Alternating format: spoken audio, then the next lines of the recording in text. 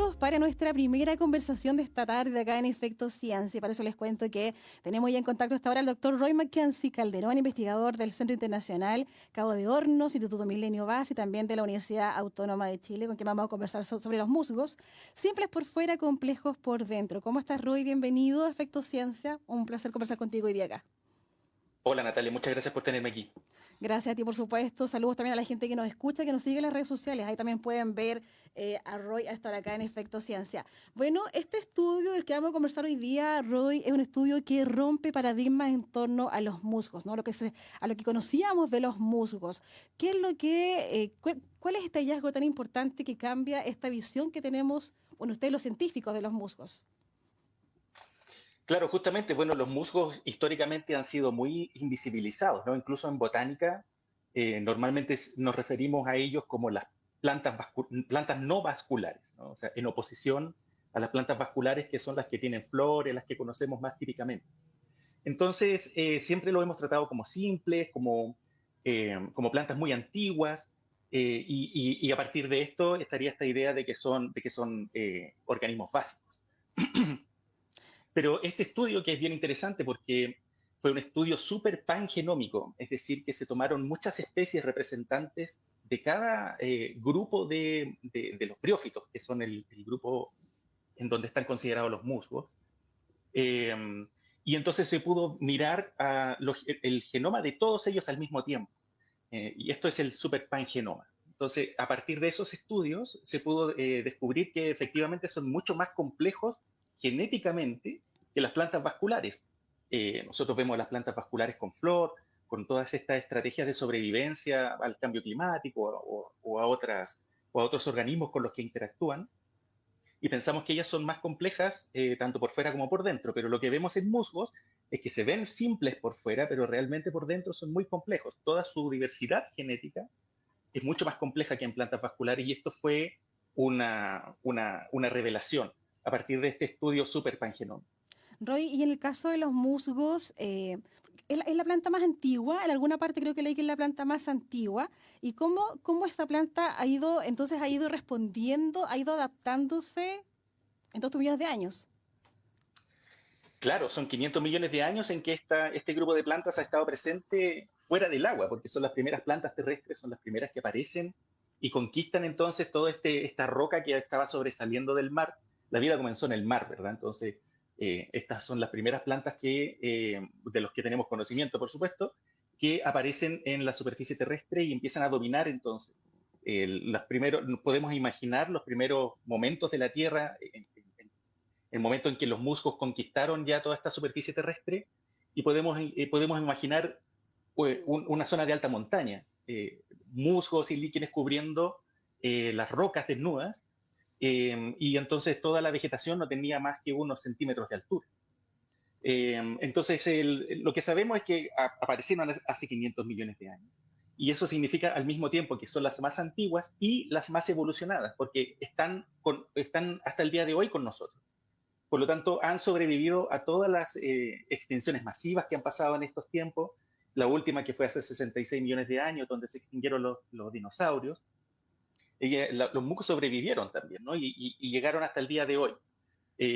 Comparten también algunos nichos ecológicos, algunos ambientes con plantas vasculares que tienen estrategias muy sofisticadas. Y entonces, finalmente, lo que nosotros podemos ver es que es un grupo de plantas que escogió, que tiene una estrategia que es mucho más humilde o menos gastadora, ¿no? Más conservadora en ese sentido. Prefiere ser chiquitita, pero desarrollar moléculas, metabolitos, le decimos nosotros, el metabolismo secundario, que es el metabolismo que se encarga de interactuar con otras especies y con el entorno, que es mucho más sofisticado que en plantas vasculares. Y esto entonces les ha permitido adaptarse a prácticamente todos los ecosistemas que hay en la superficie terrestre, y con una gran diversificación que la vemos hasta el día de hoy, con miles de especies presentes en todos los lugares del mundo. Roy, ustedes con este estudio, uno de los hallazgos tiene que ver con los mecanismos con los cuales, a través de los cuales los musgos han sido resilientes, ¿no? ¿Nos puedes contar un poquito esos dos mecanismos en qué consisten? ¿Y eso es algo que no se ve en otras especies de plantas en el mundo, o sí? Claro, son dos mecanismos que están propuestos en este nuevo estudio y que se han podido determinar precisamente por ser un estudio pangenómico nuevamente, ¿no? Se ha podido ver toda la batería de genes que tiene el grupo completo de briófitos, que nuevamente es donde están los musgos. Ujú. Y podemos pensar entonces en los genomas de los musgos como cajas de herramientas, ¿no? Entonces, las distintas especies que se han adaptado a distintas condiciones ambientales tienen una caja de herramientas con herramientas apropiadas para ese lugar. Y por lo tanto, lo que sabemos ahora es que esa caja de herramientas es mucho más diversa en musgos que lo que es en plantas vasculares. Por lo tanto, tienen la capacidad de responder con una variedad de respuestas más amplia que lo que podrían hacer las plantas vasculares. Y eso vendría a ser una de las razones por la cual han tenido un éxito adaptativo a todas estas condiciones cambiantes del clima en los últimos 500 millones de años. Y entonces, ¿cómo sucede esto? ¿Cómo es que pueden tener herramientas más diversas? Y eso es porque tienen dos métodos principalmente para generar nuevos genes. El primero es la generación de nuevos genes a partir de lo que se conocía como material genético basura, que es un porcentaje gigante en los genomas de los organismos. Se le dice, bueno, esta es una cuestión histórica también, se le dice basura porque no supimos, o los primeros investigadores no supieron cuál era la función que tenía este material genético y lo denominaron de esa forma. Y ahora sabemos que, por lo menos en musgos, es como tener hojas en blanco en donde se pueden escribir entonces nuevas funciones, nuevos genes funcionales. Y a partir de estas, entonces, hojas en blanco empiezan a generarse nuevas posibilidades de respuesta en forma de genes que empiezan a ser entonces probados por selección natural cada vez que el ambiente Lo exige, lo selecciona. necesita. Ya. Claro, lo exige, claro, Perfecto. exactamente. Ese es un método. Y el otro método es por transferencia horizontal de genes, que también es o sea, a mí por lo menos me voló la cabeza. Yo que soy microbiólogo y conocemos que este método es muy popular entre bacterias. Las bacterias se traspasan entonces material genético entre ellas constantemente. De ahí vienen los problemas de la resistencia a los antibióticos que están presentando las bacterias porque se traspasan la resistencia de un antibiótico de una bacteria a otra, que pueden ser distintas especies y eso entonces es un desastre a nivel hospitalario, ¿no? Entonces lo que estamos viendo es que también sucedió entre bacterias y musgos, entre hongos y musgos, incluso entre insectos y musgos. Entonces lo que estamos viendo es que los musgos entonces tienen la posibilidad de adquirir genes nuevos, no solamente creándolos ellos desde cero, como veíamos en el mecanismo primero, sino que también de adquirirlo desde otros organismos que lo hayan preparado bajo sus propias medidas de presión natural. Y entonces eso también es nuevo en el grupo de los musgos. Se conocían algunas pistas genéticas en plantas vasculares que indicaban que también habían adquirido algunos genes hace mucho tiempo a través de este mecanismo también de transferencia horizontal. Pero lo que estamos viendo en musgos con este análisis es que son genes nuevos, recientemente adquiridos, o sea que es un proceso que está ocurriendo hasta el día de hoy, en que los musgos en directa relación con hongos, con bacterias y con otros organismos del suelo, están intercambiando no solamente nutrientes, no solamente servicios tipo hábitat o tipo te ayudo a mantener la humedad, sino que también se están pasando elementos genéticos que son capaces de insertarse en los genomas de los musgos y de esta manera los musgos adquieren nuevas herramientas que les permiten entonces enfrentar los cambios climáticos con una variedad de respuestas mucho más amplia de las que podrían por sí solos. Roy, y este segundo mecanismo, ¿no? de compartirse genes, ¿es una respuesta, puede decirse que es una respuesta para poder ser resiliente al cambio climático o eso ustedes aún no lo saben?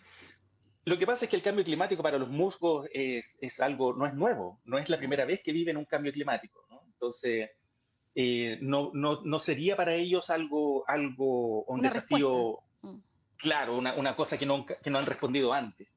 Yo diría que es una cuestión bastante natural como proceso. Nosotros nos hemos acostumbrado a mirar la evolución como algo estático, en donde nosotros somos la punta de la evolución, pero en realidad estamos todos en la mitad del trayecto, ¿no? Vamos a seguir evolucionando, nuestros hijos y las siguientes generaciones por miles de años seguirán evolucionando también, nuestros genes también. Entonces, estamos en la mitad, igual que los musgos también están en la mitad de su evolución, a menos que se extingan, que no parece que vaya a suceder pronto, porque tienen esta tremenda adaptabilidad.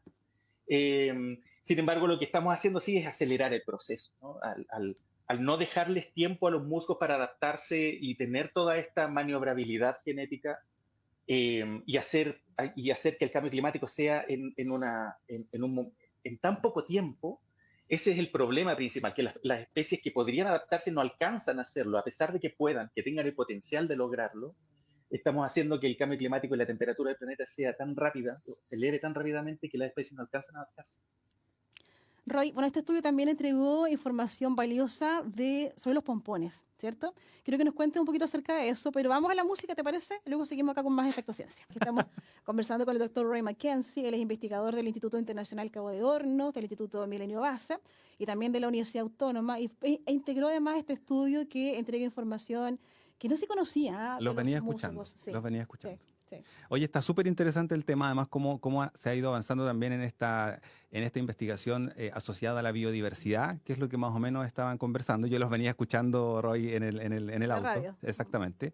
Y en base a esto, también hoy día pudiésemos decir que nuestro país es un potencial mundial en briófitas, ¿cierto? En base a lo que también ustedes han ido investigando con esta diversidad que es diferencial en base a los estudios. Claro, absolutamente. La Patagonia chilena es un punto de alta diversidad de musgos en general, y a medida que vamos avanzando hacia el sur, hacia la zona de tundra, específicamente la tundra subantártica y las zonas frías del planeta, básicamente, también las altas cumbres, vamos encontrando una alta diversidad de musgos, y es precisamente lo que tenemos en nuestro país. Sí. Perfecto. Yo te dejé una pregunta planteada antes de la música, Roy, y tiene que ver con los pompones, ¿no? Porque este estudio también entregó información valiosa que permite hoy día distinguir los pompones. Cuéntanos un poco acerca de qué fue lo que ustedes encontraron. ¿Y por qué también eso es relevante? Claro. Bueno, el Sphagno magellanicum es el musgo pompón, es el que conocemos como musgo pompón acá en Chile, y ha estado un poquito más famoso los últimos años, precisamente porque se ha discutido ampliamente la ley de protección de turberas que Sí. salió aprobada el año pasado. Sin embargo, en esa ley de protección de turberas todavía se permite, y bueno, está en discusión el reglamento, la extracción del musgo pompón, que es el musgo Sphagnum magellanicum. Entonces, bueno, dentro de todas las evaluaciones de cuál podría ser el impacto de extraer o no este musgo pompón, y qué pasa con los ecosistemas una vez que nosotros ya extraímos este musgo, este recurso, bueno, y eso queda así.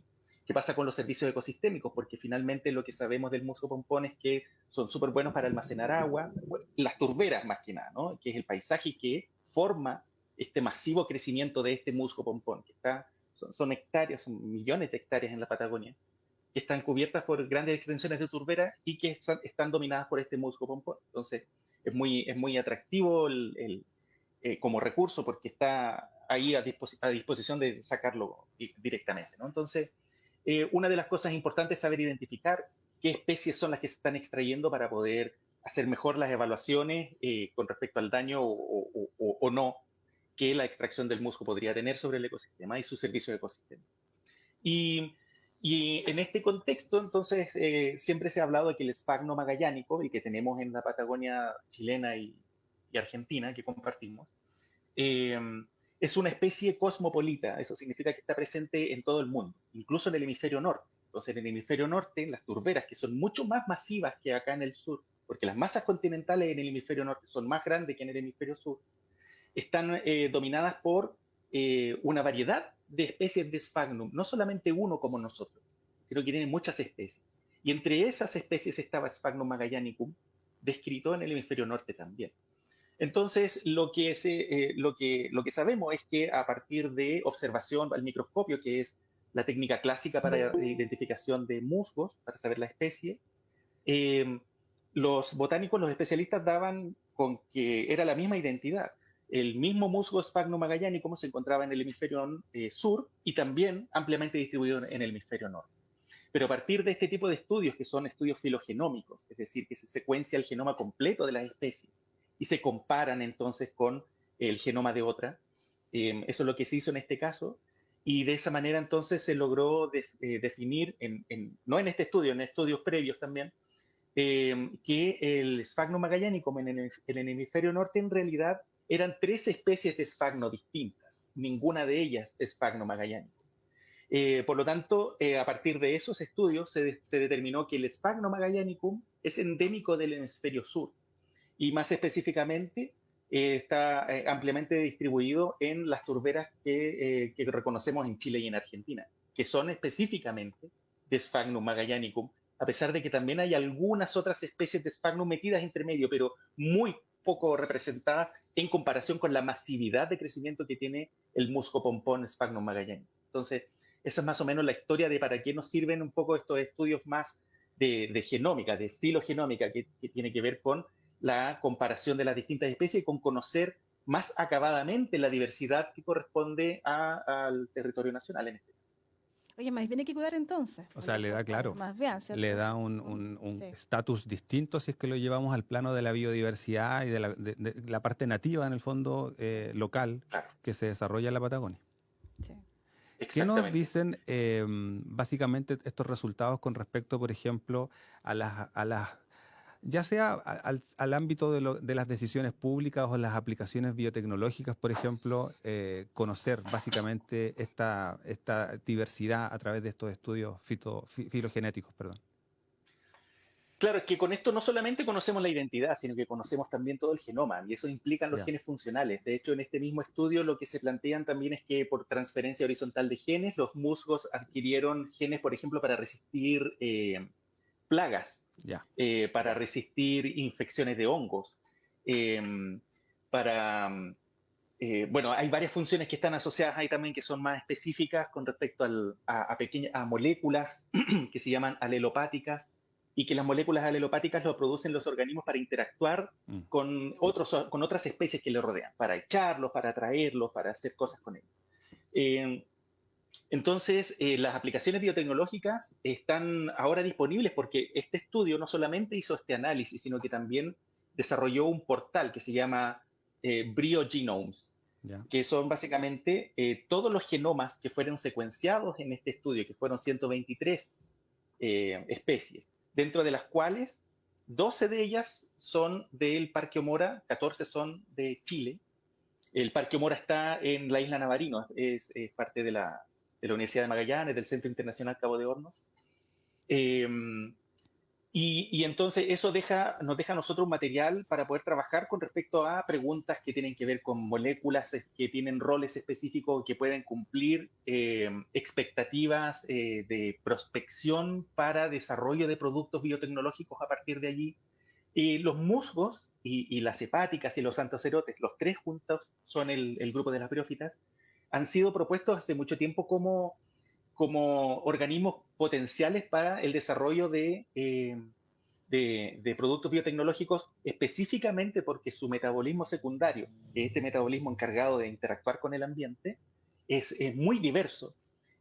Porque son chiquititos y llevan tanto tiempo viviendo en la Tierra, han tenido que adaptarse a prácticamente todo. Entonces, no se lo comen las vacas, no se lo comen los caballos, ni ningún herbívoro en general. Y eso lo han desarrollado a partir del desarrollo de moléculas que hacen que sean de mal sabor. Entonces, ahí está también una clave para seguir investigando. Sí. De todas maneras. Oye, complementando también lo que decía Roy, en el sitio también está la fotografía de los musgos, está la investigación, es un portal que es Open Access también, y que es un recurso para investigadores. Yo lo estuve revisando delante y hay fotos ahí, pero hermosas, de los musgos. Exactamente. Hermosas, sí. Exactamente. Y de los compuestos y de los metabolitos secundarios que dice también que son importantes ahí como una futura, por ejemplo, aplicación. Que me imagino que también queda a disposición como para que otros grupos, otras investigaciones puedan abordar esta investigación y empezar desde ahí hacia la parte más aplicada probablemente. Claro, es el espíritu de la ciencia en general, ¿no? De la academia, es que unos llegan hasta un punto y el grupo que tiene la especialidad de lo siguiente continúa con la posta, ¿no? Entonces nosotros que estamos en el área ecológica apuntamos a los organismos que son potencialmente interesantes porque tienen acciones en el ambiente que indican que responden de manera interesante, y esos son entonces los prospectos que grupos más interesados en el desarrollo biotecnológico pueden ir tomando a partir de estas observaciones en el campo. Así es. Interesantísimo. Sí. ¿Nos alcanzó el tiempo? Me sumé al final. Nos alcanzó Me pareció tan cortito. Roy, oye, qué interesante el tema. Tú, excelente invitado además, así que puede que te invitemos nuevamente a Afecto Ciencia. Vamos a estar molestando yo aquí disponible. Muchas gracias por acompañarnos hoy día, Roy. Muy bien, muchas gracias. Que Buenas tardes. bien. Adiós.